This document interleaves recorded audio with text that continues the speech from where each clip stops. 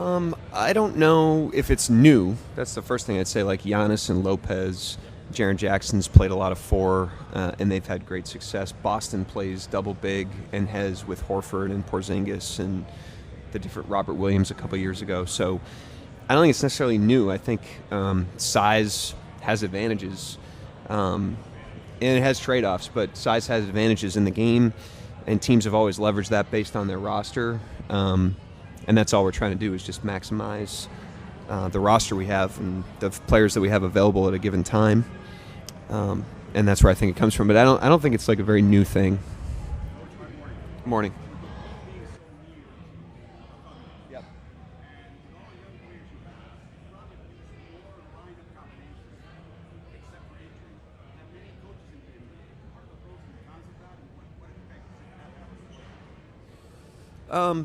The lineup combinations, there's a lot of benefits. You know, it gives us a broad understanding of what our roster is capable of. It's good for player development. It gets a lot of different guys involved. It's unpredictable for the opponent. But one of the drawbacks can be the predictability and rhythm for your own players. And you have to have a team that's committed to operating inside of that environment. And we're fortunate that we have a group of guys that all they want to do is help the team. All they want to do is win. And they're willing to take on whatever roles they need to do that. I actually think it's made individual players more mentally tough being able to play in those circumstances, and they've learned how to embrace it. Guys like Cameron Williams and Aaron Wiggins and Isaiah Joe, Jalen Williams from Arkansas, those guys are all guys that have had fluid roles over time, and they're just ironclad mentally at this point. And I think part of it is them having to kind of endure that and figure out how to thrive in unpredictable circumstances. It's cool. I'm so impressed with those guys day to day, and so for them to be able to be honored like this is very neat. And we're honored. Myself and our coaching staff are honored to be out here as well.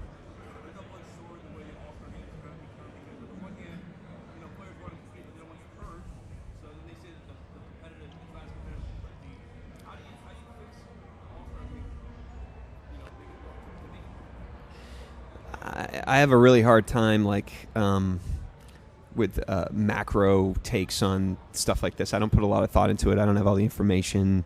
It's an honor to be out here, but I'm not the person to talk to about big picture direction of the All-Star game.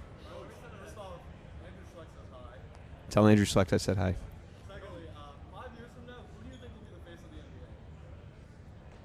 Again, I'm not like a predictor of the future.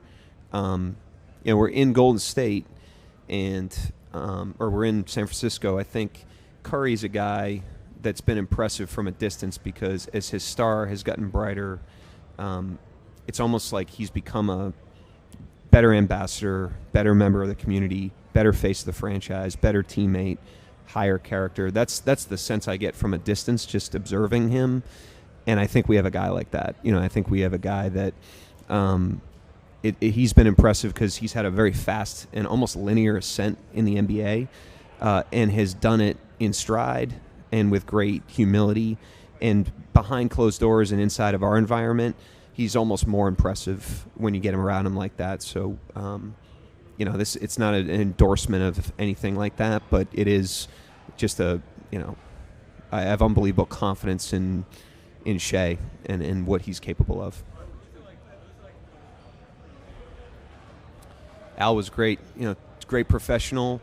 Best thing about it was we were at the beginning of a rebuild. We had just traded a lot of players. He came back in one of those deals. It was a really weird time organizationally because we were rebuilding, and it was also a weird time in the league and in the world because of COVID.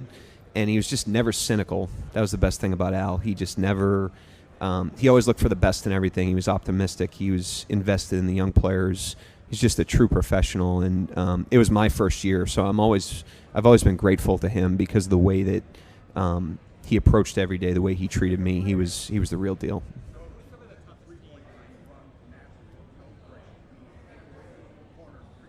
Say that one more time.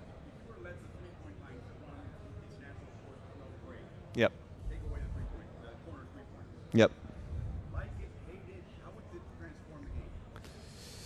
Again, I'm not. I'm very careful not to make. I don't think about these things, So, the league talks about turning different dials to try to improve the game, and there is a need to innovate and evolve. But every innovation or evolution is a domino, So if you make one decision about 3-point shooting, you don't just get the immediate outcome that you desire there. It's also going to knock over other dominoes, and they need to think about that in terms of that depth. But we don't make the rules. We don't make the ground rules of the game, so we just try to operate and try to thrive within whatever the existing structure is. I mean, I can't single one out. They're all great teams, great players.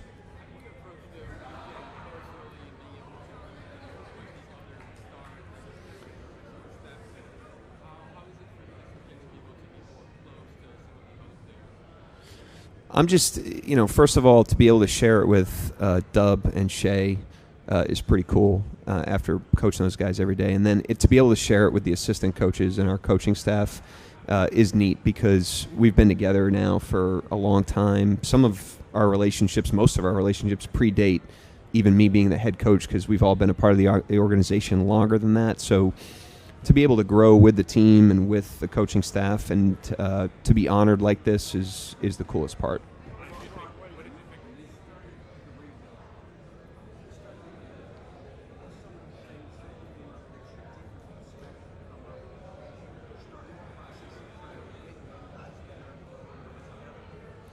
Yeah, rebuilds are tough. We had the wind at our back because it's a great organization with great history, a lot of continuity. As little continuity as we had the team, we had as much continuity organizationally. So the foundation was really strong.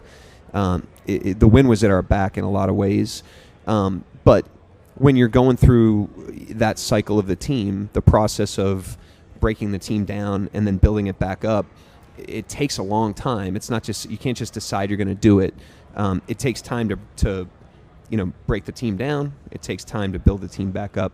And it's a sometimes messy process, and there's definitely regressions in there. There's definitely a notion of taking one step backwards so that you could take 2 steps forwards. But the character of our players has been the bedrock of the whole thing for us, because there's really nothing that we've thrown at them, or that any circumstances thrown at them that they haven't reacted to with hard work, professionalism, optimism, and chemistry, and so that's really set us in a great direction even back then.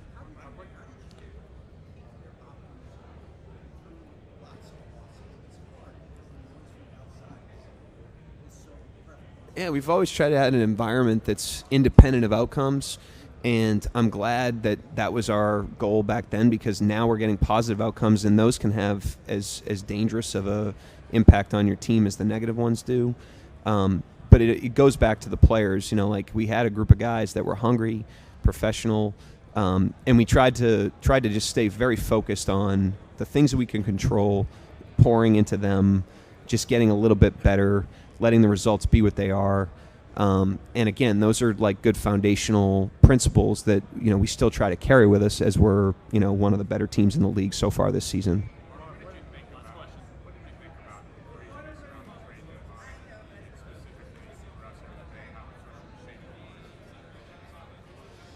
Yeah, the trade deadline stuff. I mean, the season for us is 82 games. It's just so fast, and you're just you're playing the game that's right in front of you. You're preparing for the game right in front of you, so you're really not looking left and right. We're obviously aware of what's going on, but we're not consuming it the same way that everybody else is. When it will show up is when you play Golden State again. They're going to be a little bit different with Butler. When you play the other teams in the West that made changes, they're going to be a little bit different, but we'll have time to calibrate that. But we're not focused on it until it's right in front of us, and that's when we'll tackle it.